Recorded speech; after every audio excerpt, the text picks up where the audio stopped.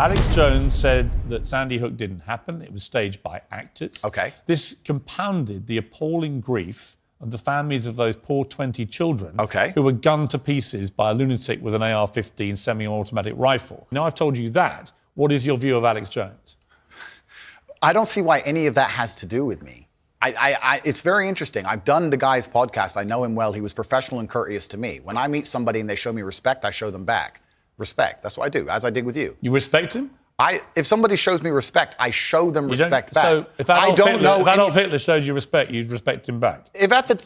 That's a stupid question, Piers. It's not. It's a logical extension of your argument. No, if in 1931 I was walking through Germany and a man come up to me and said, sorry for bumping into you, I'd say, sorry, no problem, mate.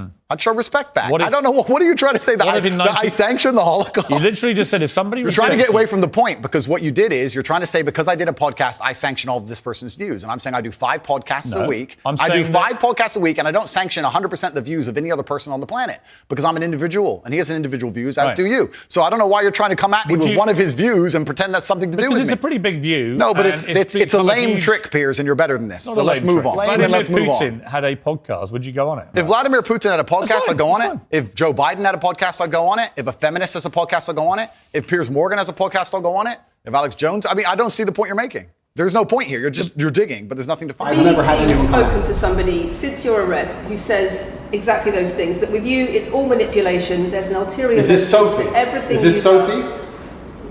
Oh, it's Sophie, the fake name, no face, the story that was invented. Wanting to please him and wanting him to be happy, that I was just kind of, okay, do whatever you want. And what has she accused me of a crime, this imaginary Sophie? She's making the point that there is she accused me of a crime? Emotional or psychological manipulation. I've asked you a question, and I've allowed you into my house. I'm asking you a question. Correct, but you're not the boss here, because I've allowed you into my house. I'm asking you the question. Correctly, and I'm telling you. You get to decide the answers. No, we're equal here. I've allowed you into my house. You don't come here with a position of authority. I'm doing you the favor as legacy media, giving you relevance by speaking to you. And I'm telling you now, this Sophie, which the BBC has invented, which there's no face of, nobody knows who she is. The BBC did not invent. Of course not. And because you never invent anything. And she's not filed criminal charges against me. What are we talking about here? What is she saying? Talking about emotional manipulation into the sex industry for your financial gain. Absolute garbage. She has not filed this person, if they exist, has not filed criminal charges against me. I welcome anybody who believes I've harmed them, male or female, any point in the past, to file criminal charges against me. I will fight them. I know who I am, and I know what I've done, and I know the truth, and I know that I'll be found innocent of this attack. The reason I'm being attacked is because of my massive influence, not because I've ever hurt anybody.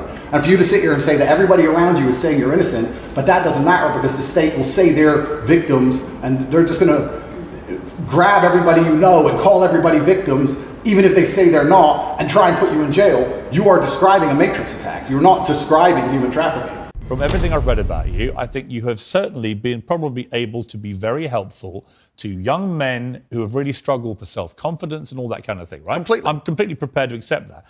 But there was also, I think, quite a disturbing piece that BuzzFeed did. And it talked about the negative impact of young, impressionable male minds when they've read or seen some of the more inflammatory things you've said. And they quoted, for example, Sandy, 22, from Washington. My father's gone from a man who minored in women's studies in college, who was kind and in touch with his emotions, treated all people, men and women around him, with kindness, to a man who says that whenever he sees an effeminate male stranger, he gets an overwhelming urge to murder them. He loves podcasts. He listens to a lot of podcasts. I know he's listened to Andrew Tate. Whoa. Let's stop for a second. Let's be professional here, Piers, because you're a professional, as am I. First, she said, did you say that my father went? She said, my father has gone. Her father. That's a full-grown man, firstly. So we're talking about my impact on children. You just talked about a full-grown man here. Secondly, I've never talked about murdering effeminate men in anything online ever, in any context ever. So I don't know why they have taken some random person I've never met in the world who's full-grown, an adult, and come to their own conclusions who I've never met and lumped his name in with mine. That is absolutely unfair on every level. I didn't read this BuzzFeed. I didn't read this BuzzFeed article, but after hearing the first point, I know it's trash. That is complete garbage. To sit and say that I'm the reason this man believes what he believes. I've seen a quote from you, and you can tell me what you feel here about this. Sure. You talk about people don't want to see men dressed up in dresses. Transgender. That's not exactly what I said. What did you say? I said the reason I am so popular and I'm so famous is that there's a large contingent of men who don't want to wear makeup, who still want to make money, go to the gym, be strong, drive a fast car, be traditionally masculine, and don't want to be shamed for that, and they don't want to be called toxic for that. That is the reason I'm so massively famous. That is what I said. What do you think of transgender people? That's nothing to do with me. I'm not transgender, and I don't understand the issue like they do. They Are can you do whatever transphobic? Do you consider yourself that? Transphobic? What? Afraid? Well, it kind of, yeah.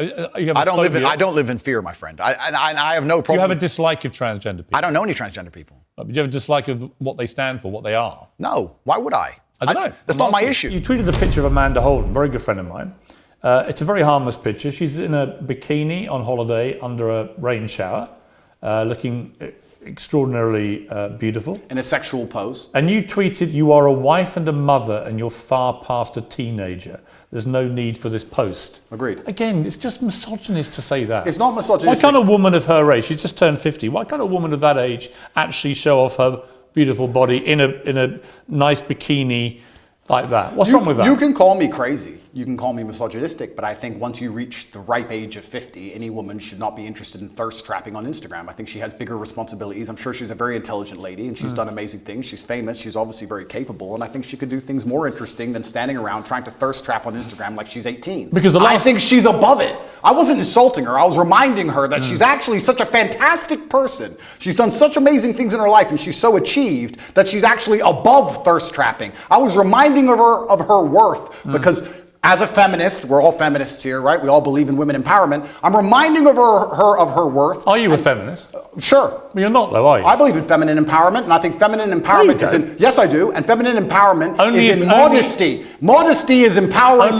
for females. You only believe in taking your clothes off for men on Instagram is not empowering. It's empowering when you say, no man but my husband can see my body. That is female empowerment. And I was reminding her of that. I was reminding her of her ripe age and her intellect. And there is no need for that. How old are you now? I am 36. 36 years old. Correct. At what point will your antics, chugging your cigars in your ripped body, in your compound with your security and your Bugattis, at what age does that become a thirst trap? I don't know if that ever stops being a thirst trap. Because so it's fine for you. Once again, one rule for the man, another rule for the woman. Well, it's interesting because I've never heard this argument before, but I'm extremely intelligent and I've already deciphered how this is going to go from head to toe. It's called, I guess we can look at peacocks, right? The male peacock, he shows, look who I am, look what I can do, look at my achievement, look at my beautiful feathers. And I guess you could call it peacocking to a degree. I'm showing the world I'm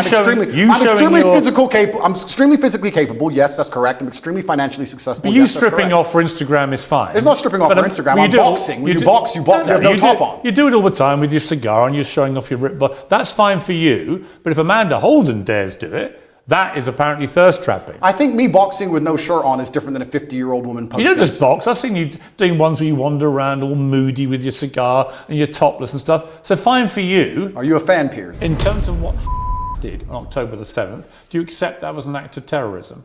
It's an interesting question because it's not really. It is. It's a very straightforward question. Because you're the person who would have called Nelson Mandela a terrorist while he was still in jail, and one person's terrorist is another person's freedom fighter. I wouldn't have called him that. For me to answer the question, yes, you would have. For me to answer the question, I have to be very professional, Piers. For me to sit on the outside in Romania with no personal involvement in it's easy for me to say yes, it was an act of terror. However, if I was in an open air prison, if my family had been annihilated by bombs from the sky, if everybody I knew had suffered the loss of a loved one, if I had no chance of any kind of freedom or democracy or standard of life, would I believe it was an act of terror or would I believe it's an act of resistance against oppression?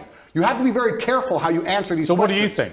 I think I understand what happens when you take people and put them in such an inhumane condition. For anybody to sit and say that you're going to take people and put them in absolutely inhumane conditions and give them no standard of life, and they're not allowed to ever fight back or they're But I can agree with you. Anyone who does that is an amateur. I have created a Telegram channel in which you can come and discuss not only making money, how to escape the matrix. We're going to talk about all of it, and I will give you knowledge and advice for free each day. All it's going to take is 13 seconds of your time, and maybe 10% of the people watching will do it. And 90% will go, hey man, being broke sucks.